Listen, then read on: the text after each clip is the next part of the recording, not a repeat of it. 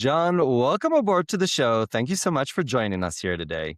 Areas for an honor. Thank you very much. And I'll start with thank you for your service as well. And with that, I want to blast you really, really far into the past. You made a choice that probably changed your life forever. What was that choice? Well, I grew up in the Bronx in New York, and the opportunity was made aware to me because I was actually dating a girl in high school whose two brothers went to the Air Force Academy in Colorado. I wasn't really sure where Colorado was, to be honest with you. So it was an opportunity. I submitted my application, and I was fortunate enough to be accepted. So, you know, getting out of New York, first time I flew on an airplane, the first time I really was out of the state, Connecticut and New Jersey and things like that. But not certainly not in the western part of the United States. So it was the beginning of a very interesting adventure. What was your first day on uniform, kind of experiencing boot camp? What was your low point of like, holy shit, did I make this decision? Like, was there any low point where you're like, ah, Well, no, take me home? you think with a couple of brothers that one of the girls I was dating would have filled me in a little bit, but I was pretty naive. I had no idea what it was going to be like. So when I got off the bus and they started yelling at you, and it's one of those things where it was kind of a kinder, gentler time frame in 1969. They didn't do it that way. They welcomed us, "Thank you for coming to the Air Force Academy." And the first 2 days, I wrote back, to my mother and family. I said, "I think I'm gonna like it here." And they were all standing at attention the 3rd night, and all of a sudden, we hear these boots coming, and they so the cadre that was there to welcome us exited, and the trainer guys came in, and I tell you, it was like hell on wheels, and I said, "What in good names have I got myself into?" So it was a bit of a shock for a kid from the Bronx. And you spent a total of over 33 years in the Air Force. I'm gonna fast forward quite far into the future. 9/11 happened. A few years after that, we had another disaster happen. Where were you? Do you remember that moment that you kind of figured out, shit, the twins just went down? I was in the Pentagon, actually, and I was the strategic planner for the Air Force, so they pick one two-star general to be able to do that. So, I was on the 5th floor, 2 corridors over, and the airplane hit. Of course, we were all watching what was happening in New York. Not really sure if it was gonna happen in Washington, but kinda suspecting that something might happen. Well, then, of course, all the bells and whistles went off in the Pentagon. You could hear it, smell it, and feel it, from where I was. There was no immediate injuries for people that I was with, but certainly down the corridors, you could see it. We had to carry a woman who was pretty much catatonic, down 5 flights to get to the outside. And of course, the police and the fire department did an excellent job, and certainly the military. But it was a shock for all of us, and we knew that the military is going to change big time because of that event. And of course, we all know it did. What did that change look like? What are the things that were, true before 9/11? And, all of us have our TSA experiences, but with that aside, how did the world change from your perspective before and after 9/11? Well, you have to go back a little bit further. I was, an F-16 fighter pilot, squadron commander, and I got called. I was dropping laser guided bombs in Puerto Rico for the NATO generals, and I got called in the phone and said, "You're not going to come back to Utah, which is where I was at Hill Air Force Base. You're going to go to Washington and interview for a job in the Pentagon." I said, "I don't want to go there to interview for any job." Said, "Well, you don't have a choice. We're shipping your uniform." So I ended up being interviewed by Secretary Cheney at the time, who was Secretary of Defense, not Vice President at the time, in 1990. And he selected me to be his military assistant. And it kind of was a tough time for me because not a month later, we're in Desert Storm and or Desert Shield going into Desert Storm. But it gave me a window on history that I think is pretty prescient. A little bit of what happened later on, of course, on 9/11. So I witnessed the operation of a war from the Secretary of Defense's level, and that's why I call it a window on history. It was pretty compelling to see the effort that was done and the comparisons, certainly between that and what happened in 2003 when I was in the Pentagon as a two-star. I spent 2.5 years flying over Iraq after Desert Storm, and he was in command of fighter operations as a group commander in Saudi Arabia, and then I was 2 years as a commander in Incirlik Air Base in Turkey. And of course, we were, they'd shoot at us, we'd shoot at them, we were taking them down. There, all those things were going on. Certainly not in the intensity that was at Desert Storm. So certainly realizing what happened, you know, frankly, when you think about the timeline, it was 20 years, well, 1991 to 2003. So not quite, about 12 years or so. Bottom line was we had been working and and fighting really a war on terrorism uh, since that early time frame. And of course, when it happened, I can remember we actually exited the Pentagon and we went to an alternate site. I mean, who went? I mean, everybody went. All the services, all the service chiefs, all the secretaries, and of course, we were back in the Pentagon the next day because Rumsfeld was Secretary of Defense, and he said, "We're going to stay in the Pentagon." Now that Pentagon was on fire for 10 days, so I would bring my staff in to brief, and then to send them home in an hour but we all the generals had to stay in the Pentagon, so we had the windows open, trying to keep fresh air coming in. So we knew the world was going to change. There's no doubt about it because really that was the biggest loss of life since the Civil War and the Battle of Antietam. So when you think about that and you think about, how many people lost their lives in the Pentagon, because there were men, women, and children. There were children in the Pentagon that day on tours. So I can remember going back that night, switching back into my flight suit from my, basically my staff uniform, and of course the world changed. What was for I mean, many of the people I talked to, like, they didn't experience 9/11. They don't really understand how the world changed. When you look back over many, many years, what are the key differences that you think about when it comes to government or military? What was fundamentally untrue today that was true before 9/11? Well, again, I have to go back to Desert Storm because at that time the decision was made by President Bush Senior that we were going to kick him out of Kuwait. We were going to defend Saudi Arabia. We were going to be able to destroy the Iraqi army, basically, including the Republican Guard.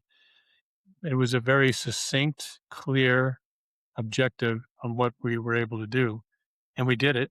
And then we left. So 2003 was a little bit different. Decisions were made which was interesting because some of the same leadership, Secretary of Defense Cheney was now the vice president.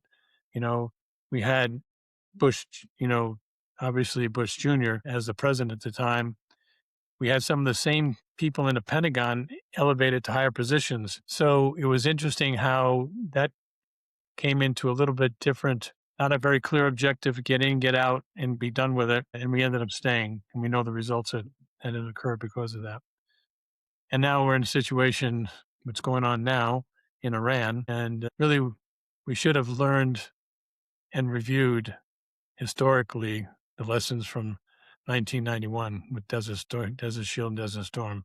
It really was a well done, executed operation with clear objectives and a very well done, executed outcome.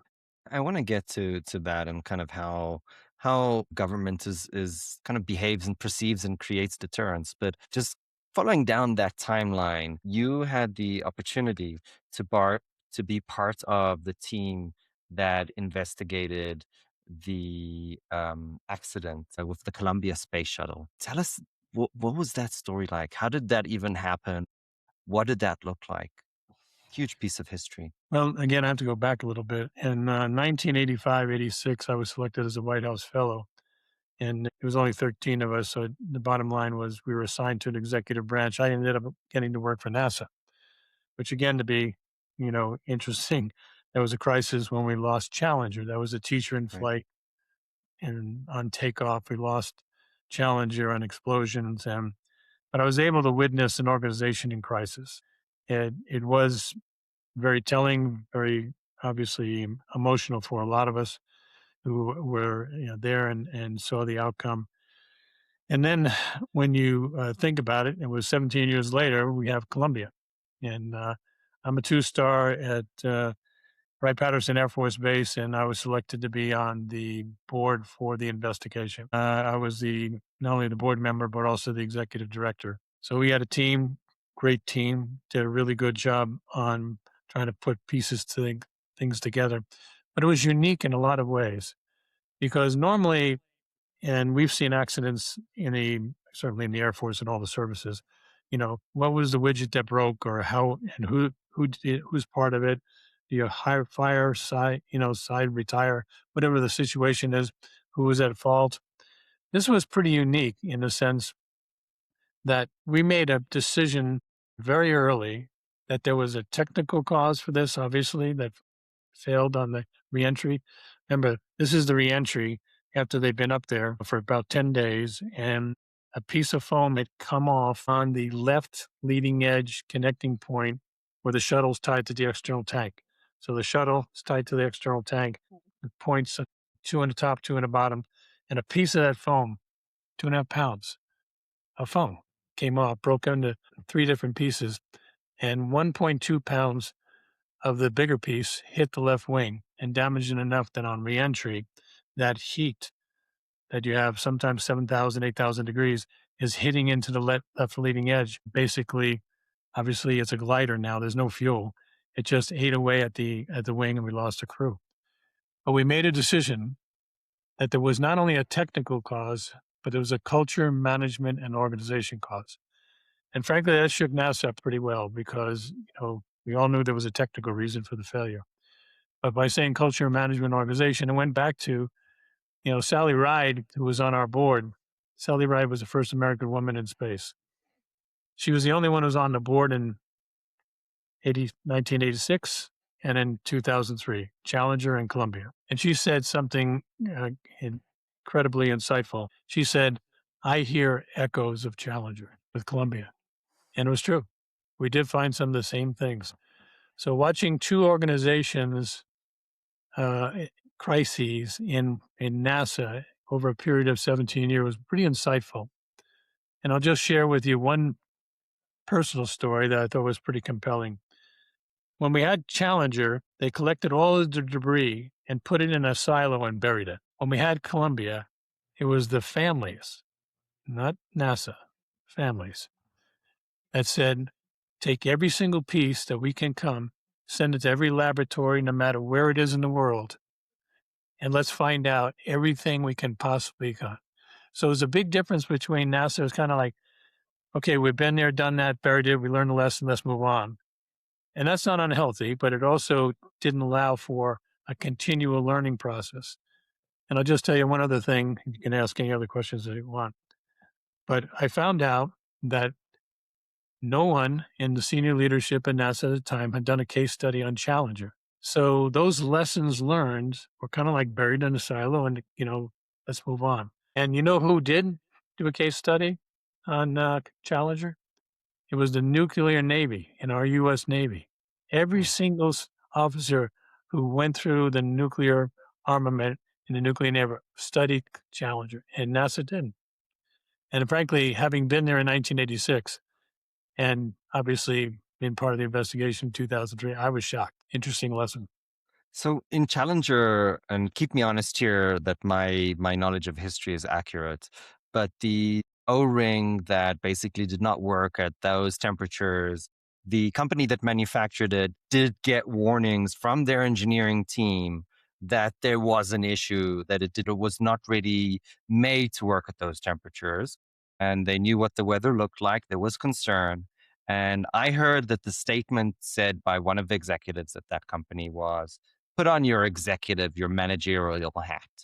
So they basically use it to form a social psychology to say, oh, think like a manager, don't think like an engineer, because they had some turmoil there. And then that information did not end up at NASA. Putting aside the fact that, there's NASA and then there's manufacturers that work for NASA. NASA obviously can't build everything themselves.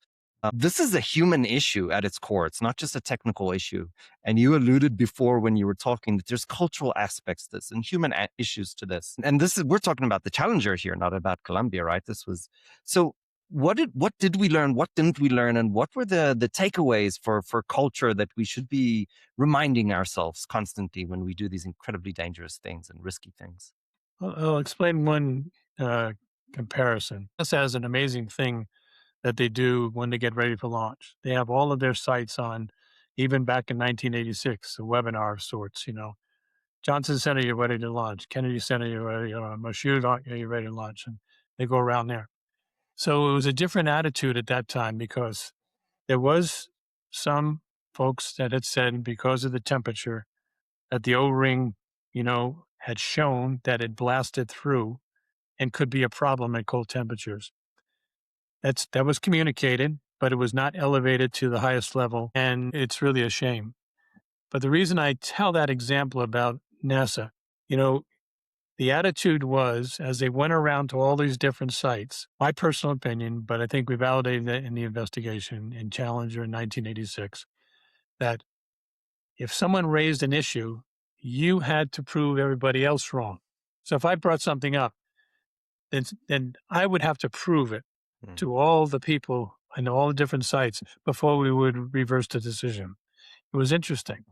NASA learned that lesson in 2003 when we lost Columbia. When they went around the room, Kennedy Center, you ready? Johnson Center, you said, everybody. If one person raised an issue, the attitude was that whole group had to prove him wrong or her wrong. See the difference? mm. First one was, if I raised an issue, I had to prove to the group that there was a reason why we should stop. But here it was done correctly. However, it wasn't carried over to the reentry. Now, they knew something had happened. They knew a piece of foam had hit. There was some concern by some of the engineers really about the gear blowing down because they're worried about maybe it damaged something. And, if you lose a wheel or you lose one of the basically wheels, you're going to lose the shuttle on reentry when it lands. That's what they were concerned about. However, they went around the room again, Kennedy, Johnson, Michoud, all the different sites again, and it was back to that attitude that if you raise an issue, you have to prove everybody wrong. Now, here's the dilemma, and I get this often when I'm giving this briefing. What could have NASA done had they really realized that it was really a shuttle ending possibility? Could they have done anything? Well, certainly they could not have repaired it. They didn't even have the arm. It was a science mission. They had the science module in the back. And, even if you did do a spacewalk and looked at the left wing, there's no way you could have repaired it because you didn't have anything to stand on. Because if you push on it, even if you stuck a telephone book in there, I use that example, but, try to dissipate the heat on reentry, you couldn't do it. So what could they have done? The only possibility, if they did know that it was definitely a high risk, was do a space rescue. Atlantis was on the pad, ready to launch after Columbia landed. Now, just imagine how difficult you trying to make a decision because they can only be up there a certain number of days because they're limited not by oxygen or food or anything like that. Is really your nitrogen dissemination. Okay. So they can be up there maybe 20 days. So if you launch the Atlantis with two astronauts and bring back the seven with people sitting on the floor and not in chairs and all, could that have been done? It might have been. But that's the only possibility that could possibly have happened. They never got there. They even refused to get a satellite picture because they had done it sometime before and it didn't turn out to be very granular enough to be able to learn anything, but they still never even tried. So for everybody concerned in 2003, when it was coming back, everything was looking great. And of course it didn't. I think it's incredibly interesting that the one of the key factors wasn't an additional technical test, wasn't an equation that went wrong, wasn't some engineering aspect. It was really about the process of making decisions. That's what could have tipped us over. Do you see that same kind of decision making issues persist, or has the culture changed significantly since? Well, when we finished the investigation for Columbia in 2003, we made our report and we had our recommendations. And what followed that was a return to flight group. So we left with our group. Return to flight group came in and they followed through to make sure that the recommendations were followed, and they were. And I think there's examples that I could cite on the space station where people have raised an issue, and it's like, okay, now we have to prove you wrong. Like there was a couple of times where we've almost abandoned the space station, and it was well done on the review and the analysis to be able to determine that as it was raised, but it still was safe enough to keep the astronauts, on the space station, and they were able to find a solution to the problem. So I think that attitude, I got to prove you wrong, or you got to prove the group wrong, was healthy.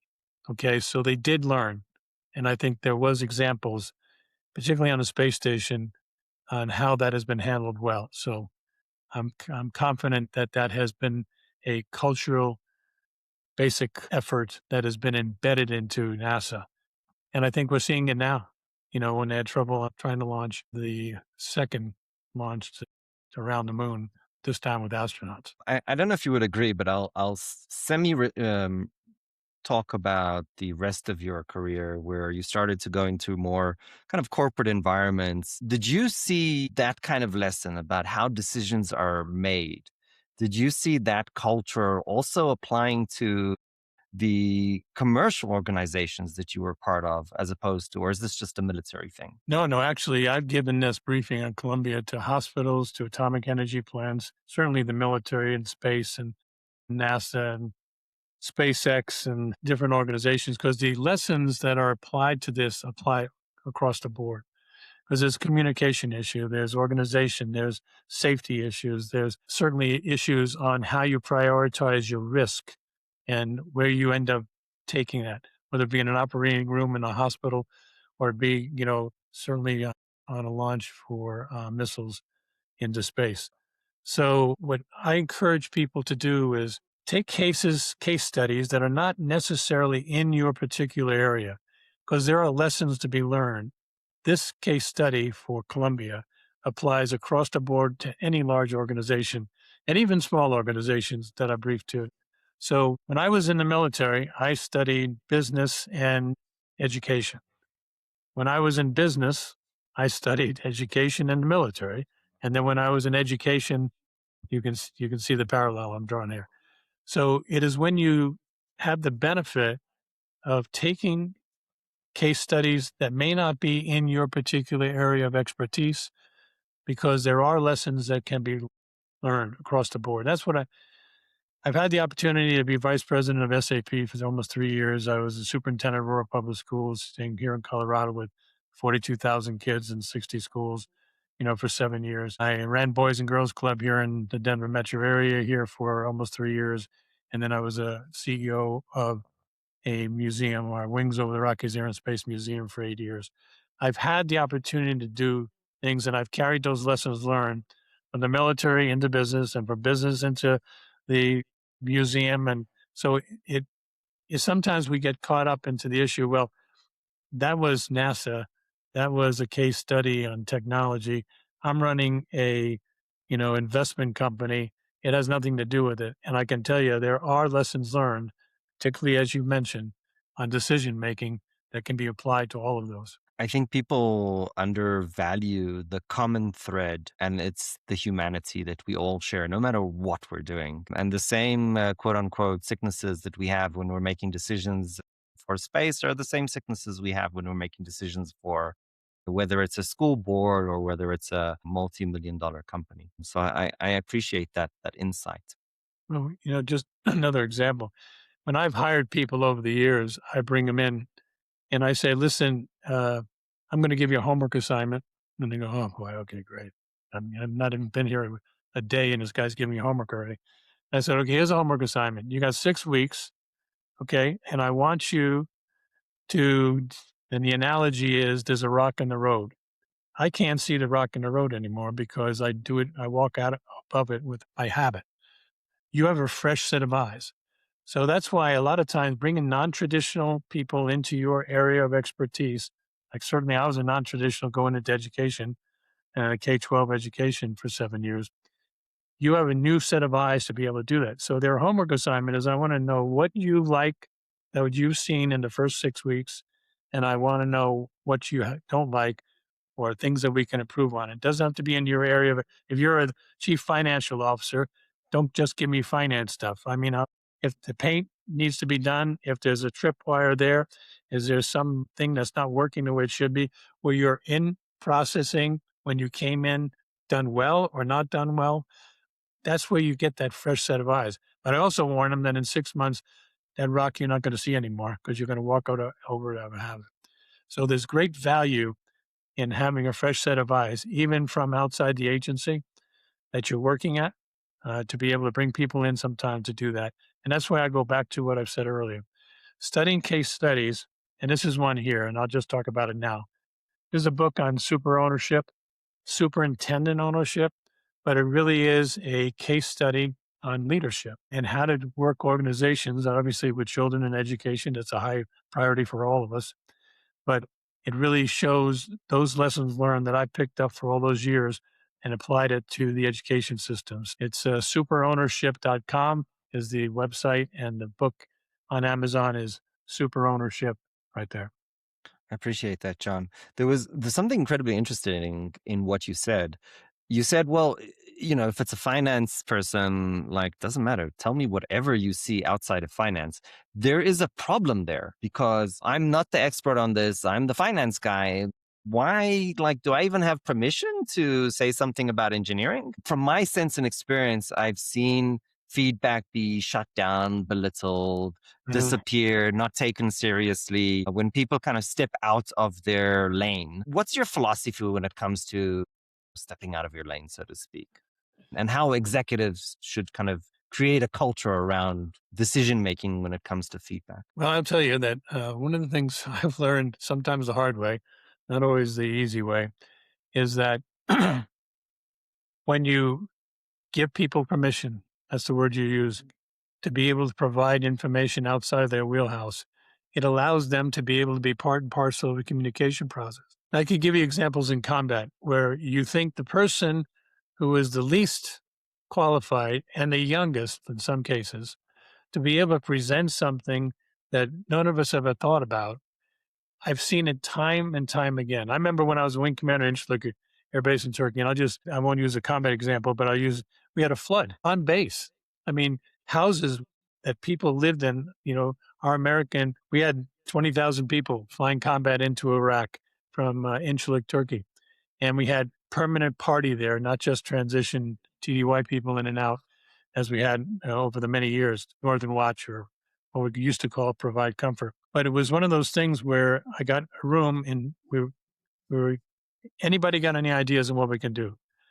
And I had a nurse who had nothing to do with engineering and flood management and crisis management necessarily outside of obviously the operating room, brought forward a suggestion on how we can dam the water up and be able to prevent any more water coming back on the base. I mean, because we were dealing with a problem of trying to get people out of buildings and get them, houses and try to and make sure that we took care of their belongings. And she says, well, why don't we just do this? And it proved to be an example. So you have to have that kind of a culture where people Mm. feel comfortable about making suggestions on how things can be done better, even if they're not an expert in that area.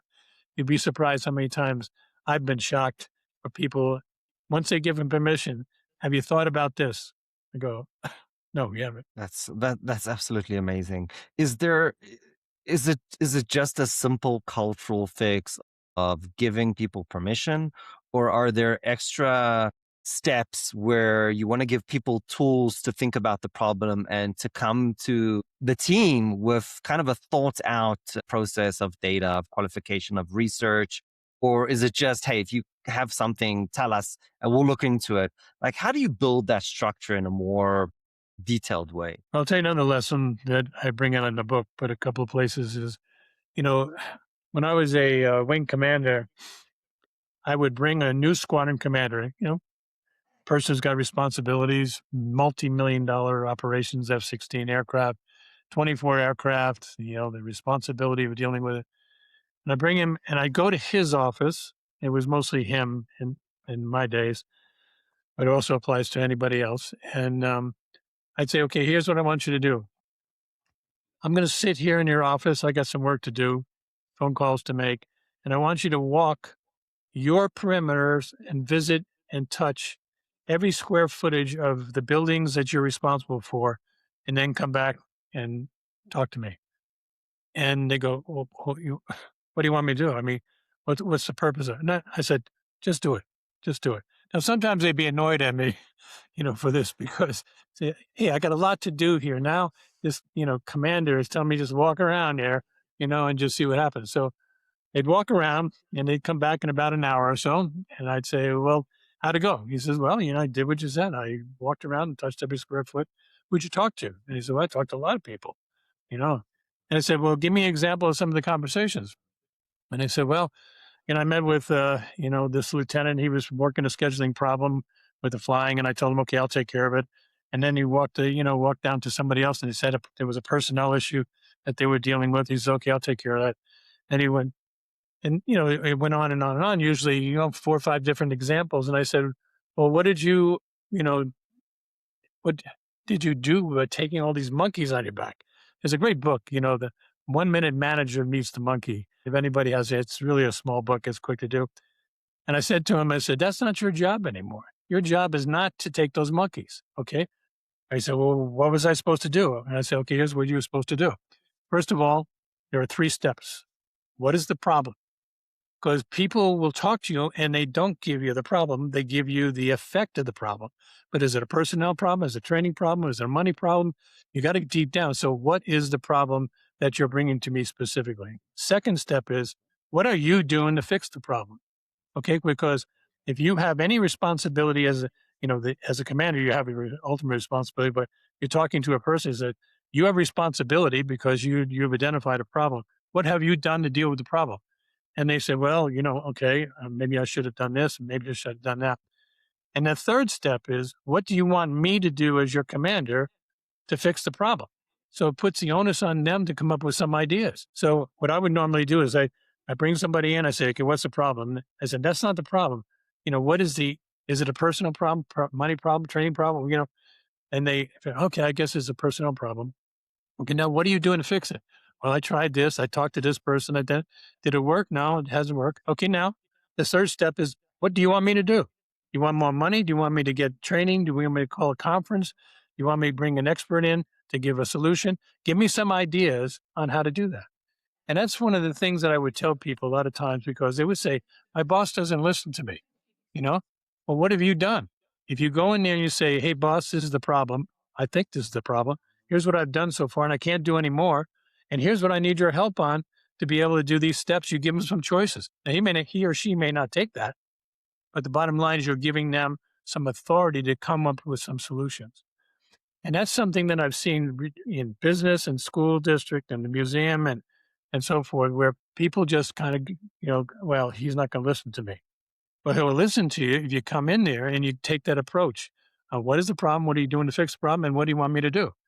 And that helps give them authority and responsibility and permission to be able to come with solutions and they feel heard. Okay. Now, you may not exactly, one guy came in and says, "Here's the problem. Here's what I've done to fix it. I need $2 million." Okay. It's not going to work that way. Okay. What other choices do you have that we can do that? Let's talk for a second about what normally happens when you don't use that process. There's kind of 2 extremes of it from my experience, but keep me honest based on yours. One is you just never hear the problem and they kind of work for weeks and months on something and then it kind of explodes. And then the executive's like, how do I not know about this? And then the other extreme is where the executive kind of has to solve all the problems and nothing is, is anybody's responsibility.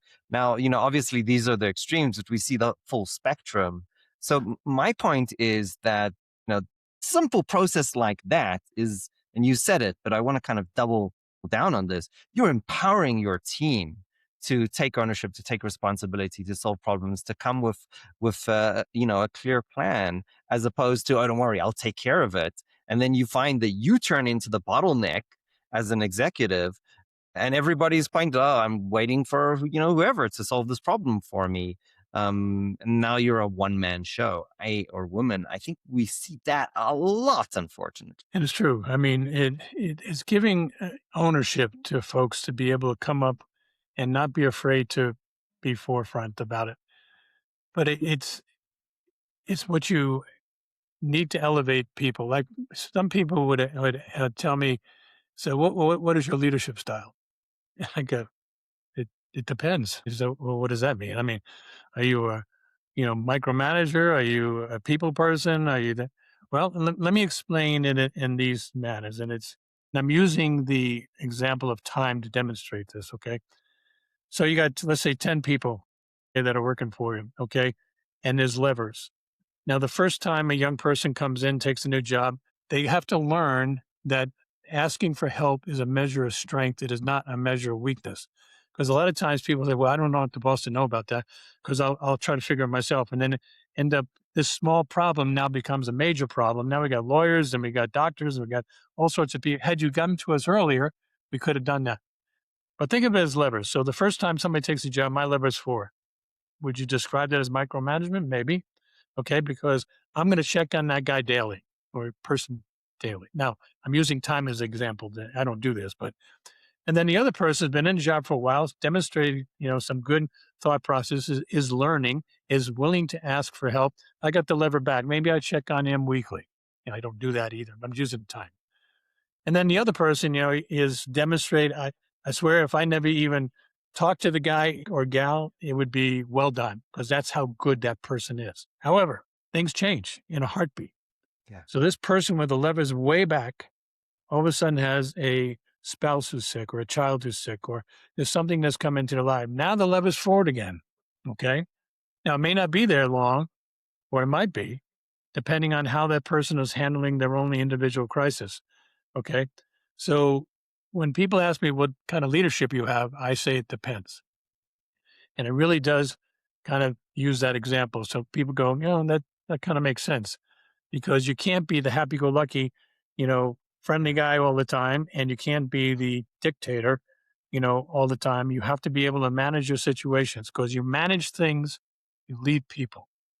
That is a big difference between understanding what management and leadership is all about. I appreciate that deeply. One of the big pushbacks of social psychology on these kind of personality tests and leadership styles and all that is that if you look at behavior, it's really an equation of two things. It's the situation and your personality. And what social science teaches us is that actually the situation can be way stronger than the personality. And I think we kind of forget that many times on how important situations are. So I really appreciate your comment. If you Thank had you. to kind of look through your book and think about maybe the key piece of advice or insight or learning, what would be one of them that you would highlight? Well, what I see a lot of people do is, sometimes you walk into a situation as a crisis situation, a person that you're taking responsibility for that's been fired. That's a really tough thing. But I sometimes think the tougher one is when you take over somebody who's done well. You don't want to throw the baby out with the bathwater. You want to build on things and making sure you understand that distinction. I've seen too many people come in where organization is really running well, and then they flip it upside down and they start all over again. And particularly in the military, you only have command for 2 years at a time if you're lucky. All right. And, you don't have that much time to be able to do it. You need to build on what's been done well, find out where the weaknesses are and improve them. But it's one of those things where in the book, I talk about setting up a strategic plan. And it's really about trying to be able to get to the point where you are developing a 90-day plan. We walk around, you talk to people, you find out where the strengths are. You talk to your predecessor as best you can. You find out from other communities, business, from the communities, from parents, from, your subordinates, your superiors, be able to put something together and then build a strategic plan. Now, strategy, this is where some people get, there's that strategic plan stuff. That's kind of old age stuff. That's not a good way to think. And I really think it still is well worthwhile because strategy is connecting ends with means. An end is your vision. Means are your goals and objectives. When you connect those, you have a strategy. People get strategies all mixed up with tactical moves. We're going to fix that broken, policy. Okay. That's a tactical solution. You need a strategy. And then you have the mission, the vision, and the values. And then you build what I call strategic pillars. Now, almost every strategic plan has a people part, has achievement part, has a community part, has an environment part. But however you do that, You combine it on these strategic pillars that you pick, and then you put the goals and objectives underneath them. And the mistake that we've made in the Air Force so many years, and believe me, I became a strategic planner for the Air Force, not because I was so good at it, it's because I was so bad at it. I actually learned how to do it better. You bring in the goals and objectives that set the basic premise. So I'll just give you an example. I was a wing commander at Luke Air Force Base, and we had a Falcon Folks, we call it. Falcon is the F-16. So one of the strategic pillars was about people, Falcon Folks. And I had this young three striper on the flight line, and I could see he was following me, And I finally said, "Hey, sorry, what are you doing?" He said, "Hey, sorry, I just want to let you know that today we did Falcon Folks." And okay, what'd you do? Well, we've never won, Airman of the Year for the wing, and we've developed a process now where our people can be competitive. Okay, and then Falcon Facilities was the other one. Another strategic building. He says we did Falcon Facilities. Our ready room was a freaking nightmare. So what we did, and I know to get money and all that other stuff, so we just went out there and raised money. We did car washes and all.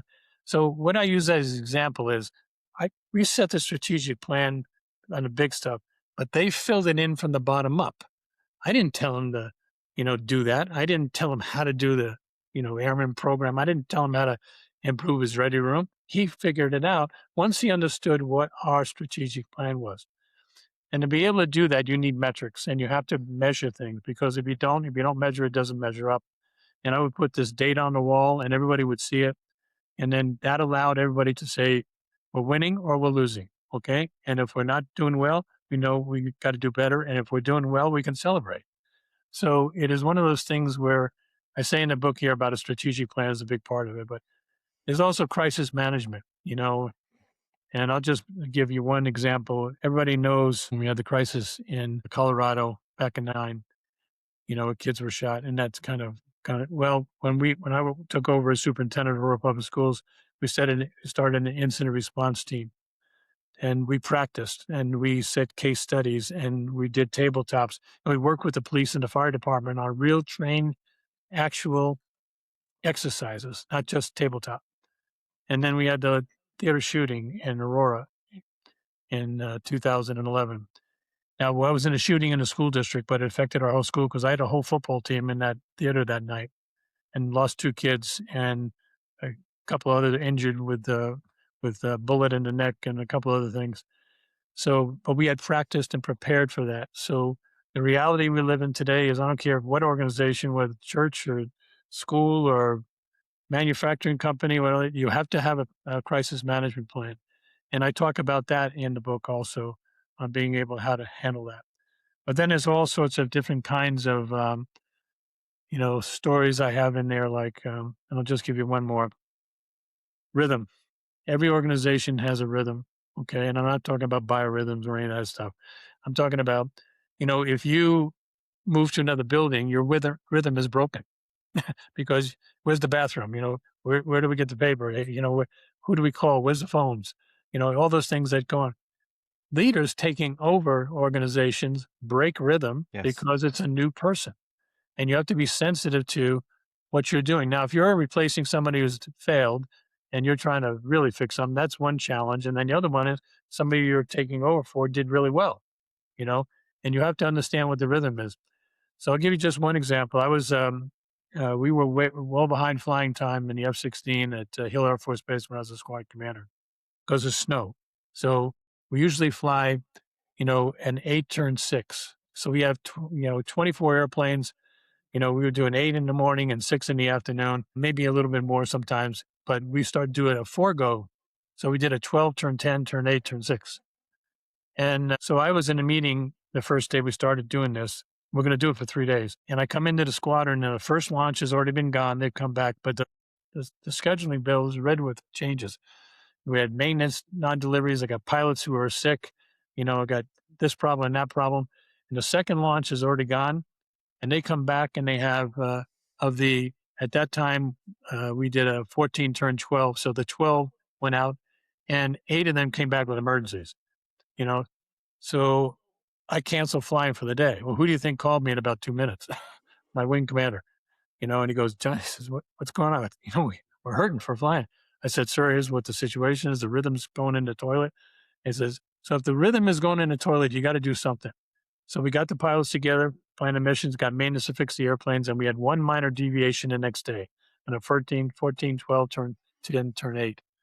That's what you need to do sometimes. But if you don't understand the rhythm of your organization, even when it's like moving to another building, rhythm changes. You got a new commander or a new boss, rhythm changes.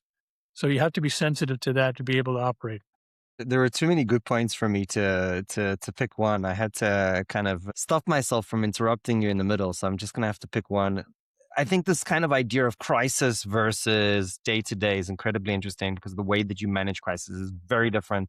Then there's a whole different topic of what makes for a good strategy, because I think everybody is tactical, and I think the basic mistake, keep me honest here if you agree, is that people just do more tactics. They're like, oh, let's do a better job. Let's do more tactics. My perspective of what a good strategy is a strategy are tactics that create synergies, which means that they work in a way that, one plus one equals three, not two. And it's how you decide to kind of bring things together. How do you define, you kind of said this, alluded to it, like a good strategy?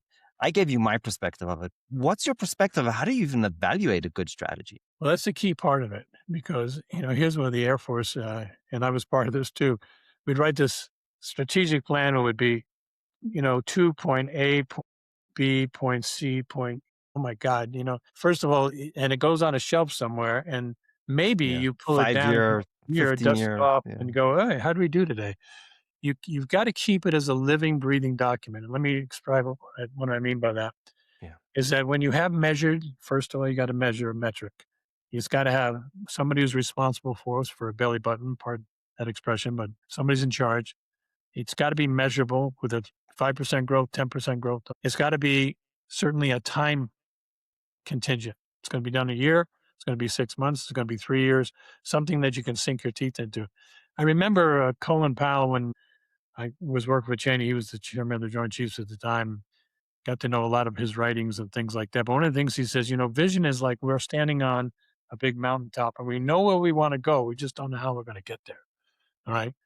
If you don't measure it and if it doesn't measure up, and by having those things that are quarterly reviewed, I don't mean has to be every week, but certainly quarterly. So if you, in most cases, I would have four strategic pillars like a people achievement, community environment, very different calls on how I arrange that. But you would look at one quarter, one of the strategic pillars, and you'd bring that to the board and then review it. And then at the end of the year, you'd look back at the previous year and say how far we're going.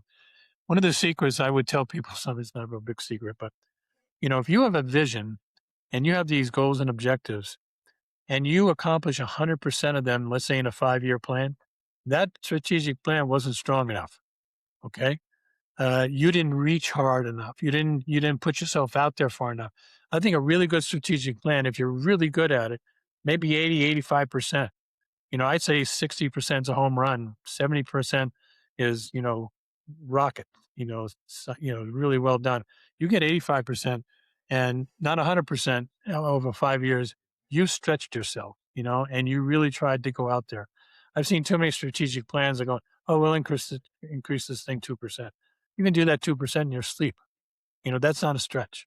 Okay. You got to have something that stretches. And the next thing, as I alluded to before, even the youngest airman or sergeant or the youngest person in your organization has to know and understand what you're trying to do. So it can't be so complicated like it's a 50-page document. It's got to be put in about 6 pages with pictures. And so people can understand what you're trying to do. Isn't the vision like in the school district, ours is the graduate student with a choice to attend college without remediation. It was easy to say, easy to remember, and basically every child graduate with a choice. You can go into the military, you can go into business, you go into any kind of profession like mechanics or whatever you want to do, or you go to college, you know? And then the mission was the day-to-day operations on how to get kids to be able to do that. I applied the same thing in the military. And then having values sometimes get mixed up because they get put on a wall, looks pretty, and everybody goes, that's pretty cool. Values are used on how you hire and fire people. You know, you So hire true. people because they've got integrity, if that's one of your values, and they've proven it in other places. And you'll fire somebody when they violate, and I'll give I, you I might one. I might take a step forward on that. When you have values on the wall, but when you're in a meeting making a decision, you're not looking at the wall and saying, "Are we adhering to that value with this decision?" Your values probably don't mean anything. Exactly. Yeah, there's a lot of stories. I know we're getting close on time here, but there is different kinds of things, where, and this is a little dangerous. There are three kinds of people because when you make generic, generalizations like that, it's always a little risky. But you'll see where I'm going. There is the degrader, there is a storekeeper, and the one who makes it better than they found it. Let me give you an example. The grader comes in two kinds. People make mistakes. They make mistakes intentionally or they make mistakes unintentionally. If they make them intentionally, they break the law. That's probably one of the easiest decisions a leader has. You're fired. You touch a child, you've cheated, you've lied, and things. Those are not hard decisions to make. The harder ones is when somebody makes a mistake and go, is that purposeful? And that's where you can build somebody and give them a second chance, and then they can go there. And you want a degrader to get to the next level, and that's a storekeeper. Now, storekeepers are very valuable. I mean, again, generalizations are very dangerous. Storekeeper is somebody who comes to work every day, does exactly what he's asked or she's asked to do, and does it well. Valued. They're a valued employee in the organization, but that's all they do. They do exactly what they're asked to do. The next level is where you want people to make it better than you found it. The best compliment I can ever give anybody that ever worked for me: you made it better than you found it. Right? And if everybody can do that, even as little, if you're the youngest person in the organization, but you don't really have a whole lot, but you leave it better than you found it to the person who's, got a lot more responsibility, it can go a long way to make a difference in an organization. So the ones I'll give you the story about, you know, this admiral told me the story. He had two young Lieutenant JGs, uh, under his command, and they're both into logistics. And he gave them both the same problem, but sent them in two different directions. You know, they didn't know they were doing the same thing.